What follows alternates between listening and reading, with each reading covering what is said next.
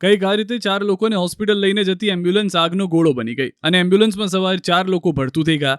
અરવલ્લી જિલ્લાના મોડાસા નજીક રાણા સૈયદ ચોકડી પાસે મોડી રાત્રે ધનસુરા તરફ જતા રોડ પર પેટ્રોલ પંપની સામેથી પસાર થઈ રહેલી એક એમ્બ્યુલન્સમાં અચાનક કોઈ અગમ્ય કારણોસર આગ લાગી, જેમાં નવજાત સહિત લોકો જીવતા ભડતું થઈ ગયા.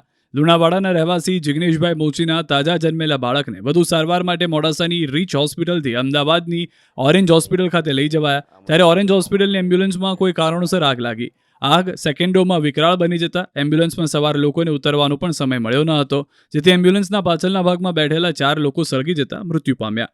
જ્યારે આગળની સીટમાં બેઠેલા દર્દીના કાકા અને દાદી તથા એમ્બ્યુલન્સના ડ્રાઈવર તુરંત નીચે ઉતરી જતા દાઝી ગયા, જ્યારે એમ્બ્યુલન્સમાં બેઠેલા ડોક્ટર, નર્સ, બાળક અને તેમના પિતાનું મોત થયું. આગ લાગવાની જાણ થતાં ફાયરની ટીમ ઘટના સ્થળે પહોંચીને પાણીનો મારો કર્યો, પરંતુ આગ એટલી ઝડપથી ફેલાઈ કે આગ કાબૂમાં આવે તે પહેલા 4 લોકોના એમ્બ્યુલન્સમાં જીવ જતા રહ્યા. 108 પોલીસ સહિતનો કાફલો ઘટના સ્થળે પહોંચી ગયો. પીએમ માટેની કામગીરી કરી પંચનામું કરવામાં આવ્યું. એફએસએલની ટીમ પણ કામે લાગી. દ્રશ્યોમાં જોઈ શકાય છે કે આખી એમ્બ્યુલન્સ રાખ થઈ ગઈ છે. સીટોથી માંડી બધું જ સળગી ગયું છે. માત્ર લોખંડનો કાટમાળ બચ્યો છે. QR કોડ સ્કેન કરો અને ડાઉનલોડ કરો ન્યૂઝ 18 એપ. મેળવો ગુજરાત અને દેશ દુનિયાની પળે પળની અપડેટ્સ.